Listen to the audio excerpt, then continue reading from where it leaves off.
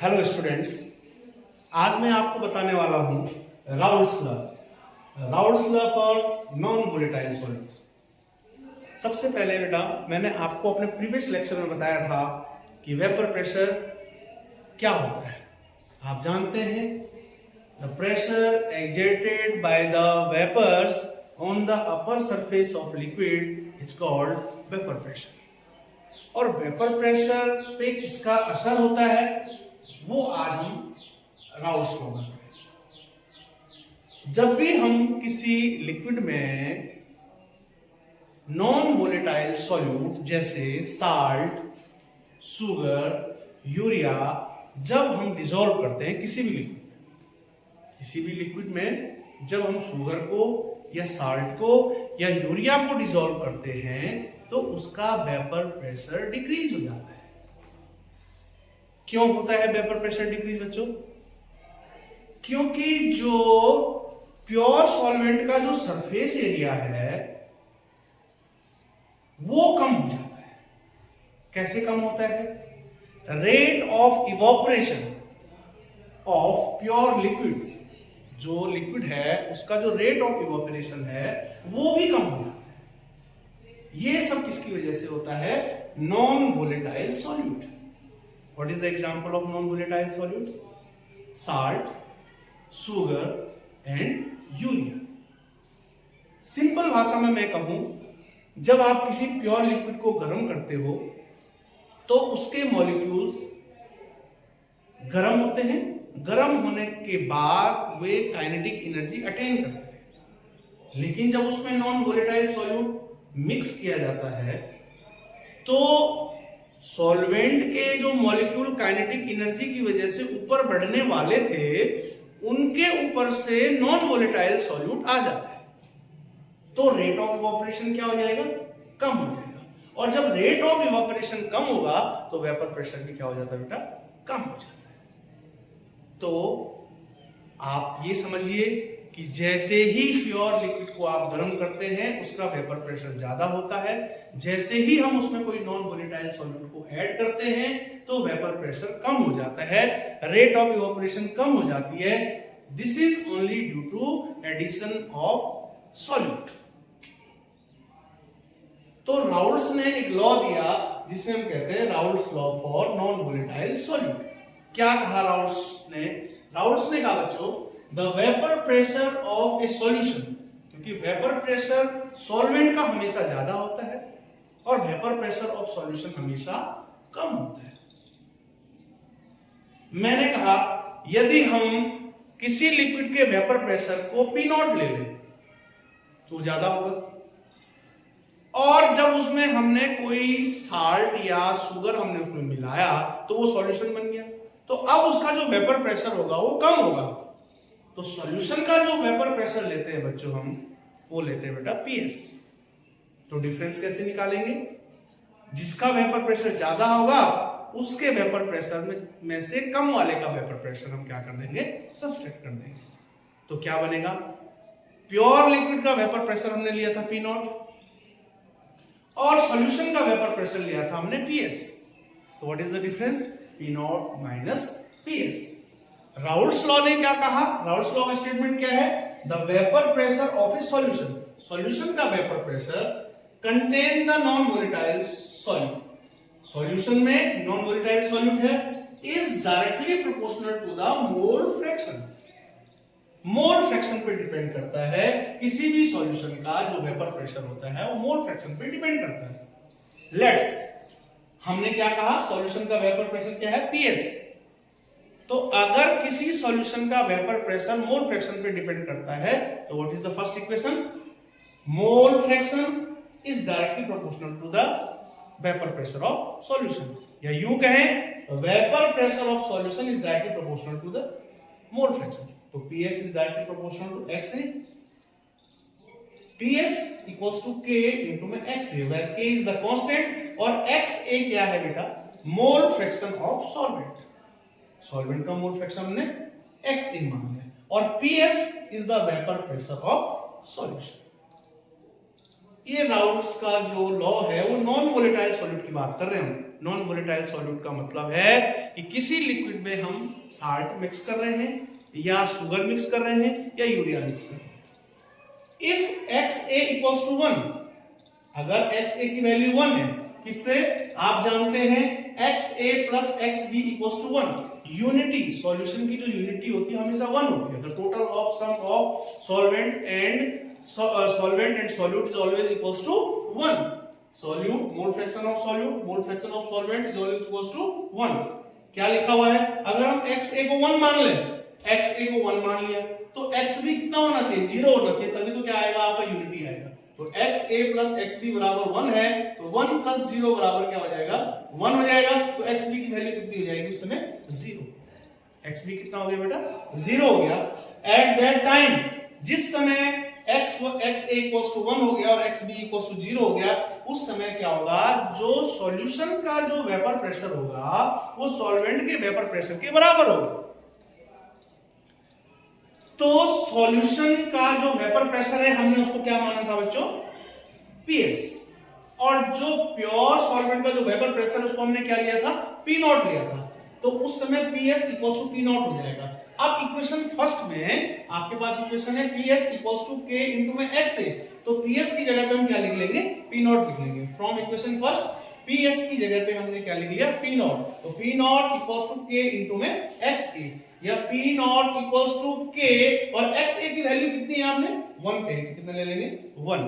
तो P0 equals to K into में 1 या P0 इक्वल्स टू K। यहां हम देखेंगे कि P0 इक्वल्स टू K है। अब आप क्या करेंगे? इक्वेशन 1 को रीराइट करेंगे। इक्वेशन 1 क्या है? PS equals to K into में XA।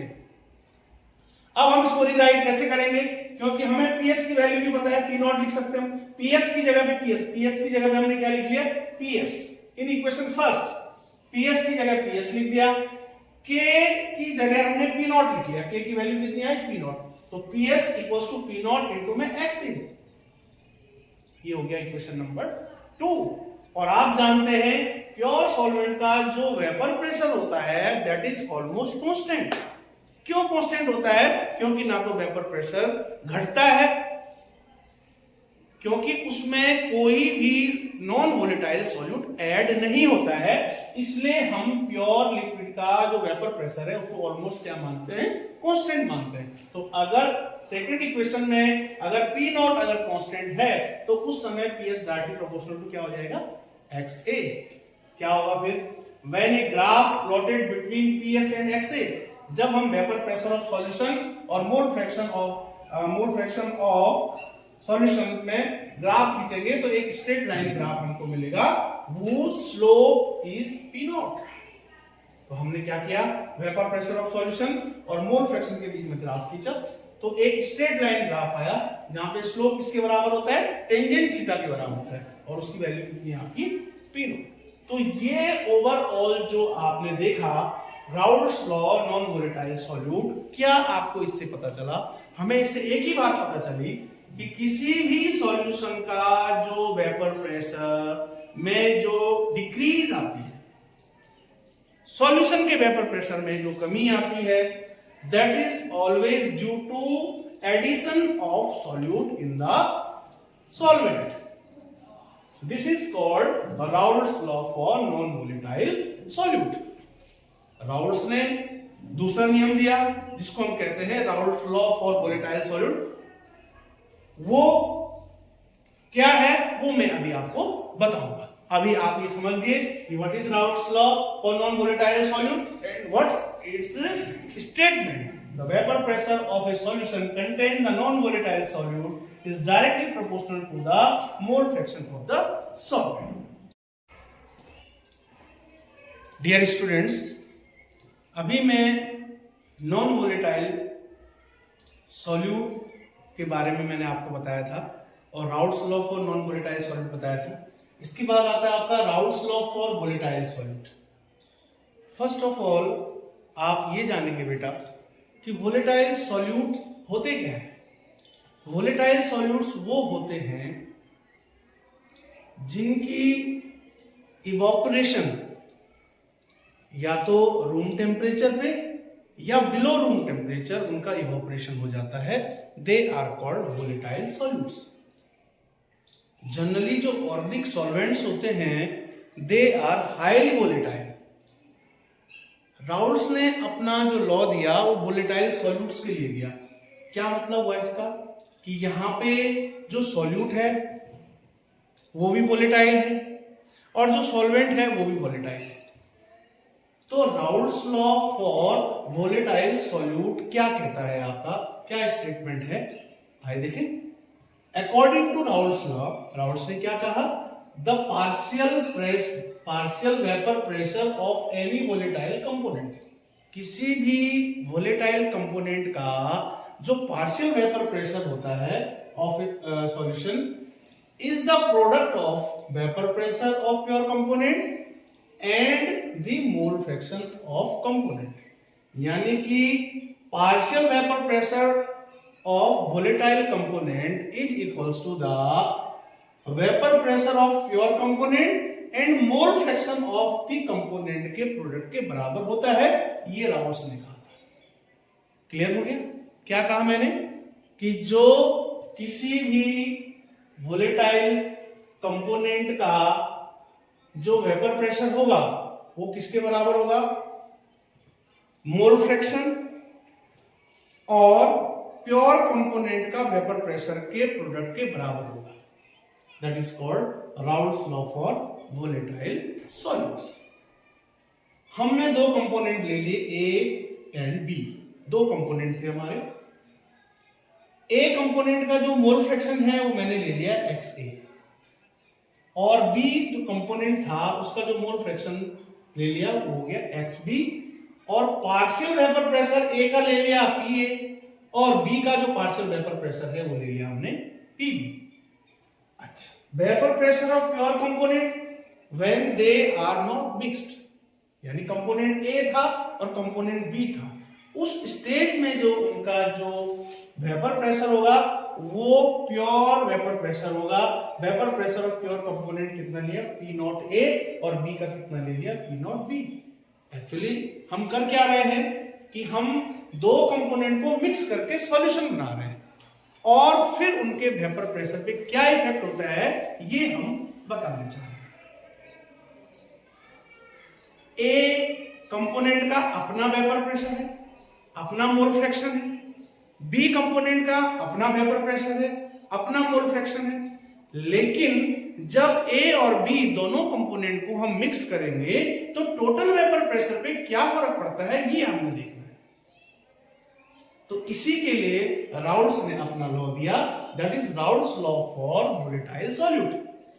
अब आप ये समझ गए कि XA क्या है, ए का मोल फ्रैक्शन, XB क्या है, बी का मोल फ्रैक्शन, P0A क्या है, प्योर स्टेज में उसका वेपर प्रेशर, P0B क्या है, प्योर स्टेज में बी का वेपर प्रेशर, और PA और PB क्या है, partial vapour pressure of component A and component B. ये आप अच्छी तरह से समझ चुके हैं। आगे देखो बेटा क्या कहा कि अकॉर्डिंग टू राउल्स लॉ, अब हम राउल्स लॉ का जो स्टेटमेंट्स है उसको हम इस पे लगाते हैं। तो राउल्स लॉ ने क्या कहा था कि पार्शियल वेपर प्रेशर यानी PA, partial vapour pressure of volatile component, partial vapor pressure of any component is equals to product of mole fraction and vapor pressure of that component in pure state, यानी PA equals to P0A into में XA। ये तो A के लिए हो गया, ये जो इक्वेशन बनी वो A के लिए बनी। वैसे ही for B PB equals to क्या हो जाएगा, P0B इंटू में XB, यानी partial vapour pressure of B, partial vapour pressure of B is always equals to the product of mole fraction of B and the vapour pressure of B at pure state, that is PB equals to P0B into में XB। अब आप जानते हैं P total क्या होता है, PA plus PB। According to Dalton's law of partial pressure आप जानते हैं कि P टोटल क्या होता है, sum of sum of partial pressures is called P total. तो P total equals to क्या है? PA plus PB. And what is the value of PA? This one. And what is the value of PB? This one. आपने क्या किया? P total निकाल लिया. P total equals to होगा आपका PA plus PB. और PA की value क्या है? P naught A into में XA. P naught A into में XA. PB की वैल्यू क्या है? P naught B into में XB. P total क्या हो जाएगा? P naught A XA को हमने क्या लिख दिया? 1 माइनस XB लिख दिया, प्लस में P naught B इंटू में XB. जब हम इसको सॉल्व करते हैं तो क्या आएगा? P टोटल इक्वल्स टू आएगा P naught A प्लस में P naught B minus P naught A into में XB, and P total equals to में P naught B प्लस में P naught A minus P naught B into में XA. ये हमने A और B दोनों के लिए निकाल लिया. जब हम एक ग्राफ खींचते हैं, when we plot a graph between P total and XA, जब हम टोटल वेपर प्रेशर और मोल फ्रैक्शन के बीच जब भी हम ग्राफ खींचेंगे तो that is depends on partial pressure, और अगर पार्शियल प्रेशर वेरी करेगा तो P टोटल भी वेरी करेगा. तो पार्शियल प्रेशर की पहली इक्वेशन क्या है? PA इक्वल्स टू में P नॉट A इंटू में XA. अगर हम P नॉट A को प्योर कंपोनेंट लेते हुए इसको कांस्टेंट मान लें तो PA is directly proportional to क्या हो जाएगा? XA. अगर PA इंक्रीज करेगा, अगर PA बढ़ेगा तो अल्टीमेटली क्या बढ़ेगा? P टोटल बढ़ेगा. यानी कि किसी भी when we plot a graph between P total यानी टोटल वेपर प्रेशर और मोल फ्रैक्शन के बीच में जब हम ग्राफ खींचते हैं तो P टोटल किस पे डिपेंड करता है? पार्शियल प्रेशर पे. अगर पार्शियल प्रेशर की वैल्यू चेंज होती है तो P टोटल भी चेंज होएगा. तो PA अगर चेंज होएगा तो P टोटल भी चेंज होगा. इसका मतलब क्या हुआ कि जब भी हमने P टोटल और XA के बीच में ग्राफ खींचा तो वो ग्राफ क्या है? डायरेक्टली प्रोपोर्शनल है. यानी क्या आएगा? ग्राफ स्ट्रेट लाइन ग्राफ आएगा. Line graph is obtained with slope equals to tangent theta, और टेंजेंट थीटा किसके बराबर है? P naught A minus P naught B. हमने क्या किया? XA और P टोटल में ग्राफ खींच लिया.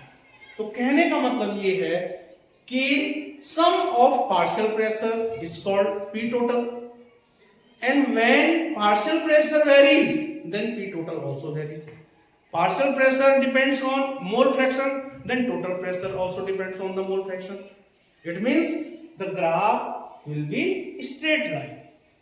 इस चीज से हमें क्या पता चला कि जब भी राउल्ट्स ने वोलेटाइल सॉल्यूट का हमको बताया तो हमें ये पता चला कि किसी भी सॉल्यूशन का जो टोटल प्रेशर है, टोटल प्रेशर सॉल्यूशन का होगा, किसी भी सॉल्यूशन का जो टोटल प्रेशर है वो भी किस पे डिपेंड करता है? आपका मोल फ्रैक्शन पे डिपेंड करता है. क्योंकि partial pressure is varies with mole fraction, और जब पार्शियल प्रेशर मोल फ्रैक्शन के साथ वेरी कर रहा है तो P टोटल भी मोल फ्रैक्शन के साथ वेरी करेगा. इसीलिए जो ग्राफ आया वो स्ट्रेट लाइन ग्राफ है.